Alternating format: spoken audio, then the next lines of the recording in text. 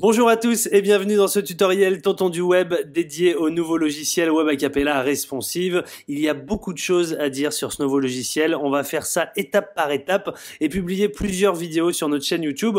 On commence par un premier épisode où nous allons voir ensemble comment placer des éléments sur une page Web Acapella Responsive. C'est parti!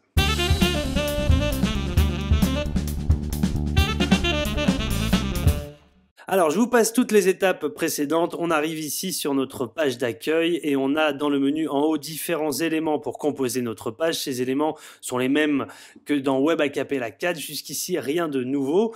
On a en revanche, et c'est là que c'est tout nouveau, des box, sous-box, des lignes, des sous-pages, encre, spacer H et spacer V. Et c'est ces éléments-là qui vont nous permettre de composer notre page web. Alors une page web, par défaut, se compose de 3 parties au minimum. L'entête de la page, le corps de la page et le pied de page. Dans la deuxième partie, la partie corps de la page, on peut y mettre différentes sections pour différentes parties de texte, par exemple, avec des images, etc. Eh bien, ces sections vont être créées grâce à des box. En ajoutant une box ici, une ligne est automatiquement à l'intérieur de la box et c'est dans cette ligne qu'on va pouvoir placer des éléments Web Acapella. Pour paramétrer une box, c'est assez simple. Quand on clique sur le petit trait marron, on a l'inspecteur qui apparaît ici et qui nous permet de paramétrer un certain nombre de choses. Très récemment, Intuisphere a rajouté l'option box étendue à la demande de plusieurs personnes, mais en fait, cette option est pas très utile. Vous allez le voir très rapidement. Quand on active la box étendue, on a la possibilité d'ajouter donc une couleur à cette box ou une image. Simplement, voilà, comme ceci. Simplement en ajoutant, en activant le mode étendu, on désactive l'effet parallaxe. Et c'est bien dommage parce qu'on pourrait avoir envie de s'en servir. Alors que si on désactive le mode étendu, comme ceci, et qu'on ajoute une image ou une couleur en arrière-plan étendu, eh bien ça revient au même. En fait, c'est exactement la même chose qui se passe, sauf que cette fois-là, on va pouvoir activer l'effet parallaxe, par exemple rapide, et ça rendra un effet peut-être plus joli. En tout cas, voilà, ça c'est la première chose à savoir sur le fameux mode de box étendu. On a créé notre en-tête de page et on veut par exemple que l'image se voit plus. Eh bien, on va utiliser des spacers V, V pour vertical, qu'on va venir placer sous la ligne, ce qui va étirer la box et on va pouvoir déterminer une hauteur de spacer ici dans l'inspecteur. Et si on met par exemple 600, vous voyez que l'image apparaît et on a notre header, notre en-tête de site. Les sous-pages, c'est ce qu'on appelait dans Web Acapella 4 les maquettes. On va pouvoir donc créer une maquette, par exemple un menu, comme ici, et une fois ce menu créé, on va dans notre première box, à l'intérieur de cette ligne, ajouter une sous-page en cliquant tout simplement dessus. En ajoutant la sous-page, on nous propose de sélectionner une sous-page, on peut en avoir fait plusieurs, par exemple le menu et le pied de page. On sélectionne notre menu, on active et on retrouve notre menu créé en sous-page sur notre page principale. Ensuite, on va placer une deuxième box pour la deuxième section de notre page, la section corps de la page, où on va pouvoir placer cette fois des éléments texte, images, etc. Alors, on clique sur un élément texte, on va double-cliquer pour rentrer du texte. Comme je suis un gros flemmard, moi j'utilise Lorem Ipsum. Voilà, on met un petit peu de Lorem Ipsum et on a notre texte à l'intérieur. On va pouvoir ajouter également une image. Ici, on va pouvoir rajouter un bouton, absolument tout ce que vous voulez. Et ces éléments vont se placer comme ça les uns à côté des autres. Et quand vous mettez votre flèche entre les deux, vous avez une double flèche qui apparaît. Si vous cliquez, ça vous fait apparaître l'espace que prend chaque élément. 6, 3 et donc ici 3 également. Chaque ligne est découpée en 12 parties. Donc c'est des multiples de 12 à chaque fois. Si vous voulez une symétrie parfaite, il faudra mettre 4, 4 et 4 pour avoir les éléments de la même taille les uns à côté des autres. Ces éléments, on va pouvoir également les paramétrer pour l'affichage de différents écrans.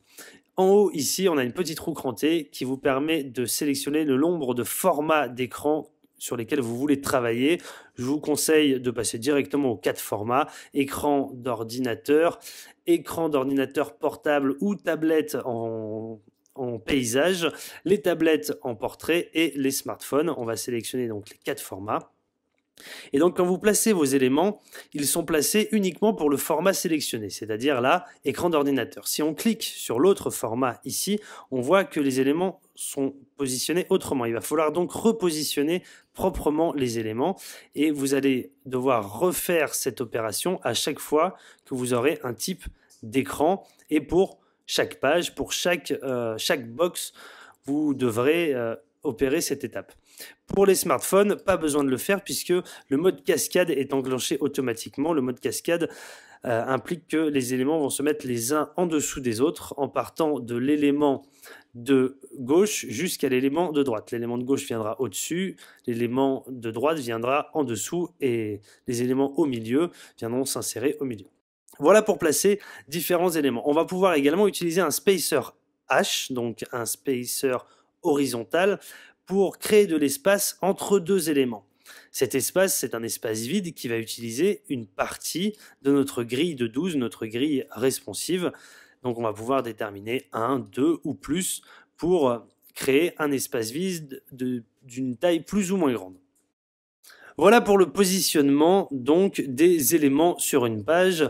Quelques petits boutons très utiles, par exemple celui-ci, beaucoup nous ont demandé à quoi ça servait. Eh bien regardez bien, quand on clique dessus, ça fait disparaître tous nos traits de box, de ligne, etc., nos traits qui nous permettent de nous repérer, et ça nous montre, ça nous donne une première prévisualisation en quelque sorte de ce que va donner notre page web.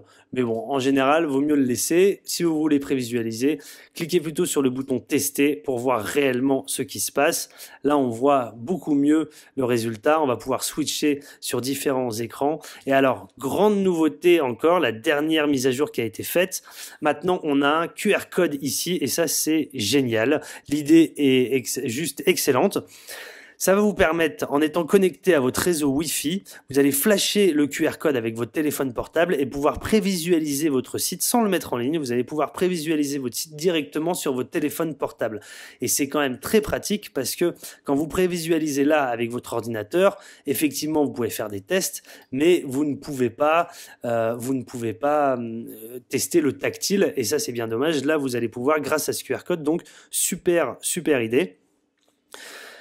Qu'est-ce qu'on a aussi comme petite nouveauté, petite chose pratique? Alors on va voir ensemble les marges. Les marges, le principe de la marge, on va le voir avec du texte ici. Quand vous cliquez sur un élément texte, vous avez donc des marges qui apparaissent, marge ou marge intérieure, des bordures et des coins.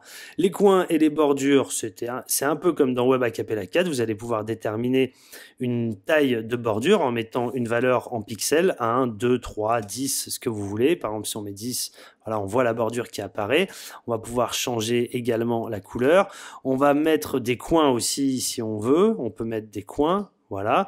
On peut choisir d'appliquer cette opération à tout type d'écran ou seulement quelques-uns. Si on coche, quand vous switchez en haut sur les écrans, vous allez voir que ça fonctionne pour tous les écrans. Si vous décochez cette case et vous cliquez sur un autre écran, par exemple l'ordinateur portable ou la tablette, vous allez pouvoir modifier la taille pour avoir des tailles différentes selon les écrans. Par exemple, on met pas de coin pour le smartphone, voilà, on n'a pas de coin, mais pour l'ordinateur, on a des coins. On peut faire un test pour vérifier ça, voilà. En version ordinateur, on a bien des coins qui apparaissent, mais en version tablette, les coins disparaissent. Voilà, ça peut être utile pour du design de changer un peu ce genre de choses selon la taille de l'écran. On a également les marges. Alors le principe de la marge, c'est pour prendre de l'espace entre 2 éléments. On va enlever ça. On a donc là 2 éléments. Un élément image, on va mettre une image, ce sera encore plus parlant. Voilà, on a un élément image, un élément texte et on veut créer un espace entre les deux. On va donc, sur l'élément texte, ajouter des marges. Soit vous remplissez directement une valeur ici, ce qui applique la valeur de la marge à gauche, à droite, en haut et en bas. Soit vous cliquez sur la petite roue crantée et vous allez pouvoir définir des marges différentes pour en haut en bas, gauche et droite. Par exemple, on veut des marges uniquement à gauche et à droite et pas en bas et en haut. On va comme ça enlever les marges. Voilà. Et on a une petite marge qui apparaît. Si on teste, on voit qu'il y a un espace entre le texte et l'image. On revient en arrière, je vais l'enlever pour que vous vous rendiez compte. Si on l'enlève, hop, voilà, on n'a plus de marge qui apparaissent entre l'élément texte et l'élément image. Donc, les marges servent à créer des espaces entre les différents éléments. Marge intérieure, c'est la même chose, mais à l'intérieur, si vous voulez, par exemple, plus d'espace entre le texte et la bordure, on va ajouter une marge ici, en mettant par exemple, c'est un peu trop, 50, voilà, et on se rend compte que le texte est centré et rentré à l'intérieur par rapport à notre élément texte, là, qui est symbolisé par la bordure. On voit qu'il y a plus d'espace entre les deux. Ça peut être utile également, ce genre de choses. On revient en arrière, je vous remontre, voilà, 100 mètres de marge, ce que ça donne. Donc voilà pour les marges.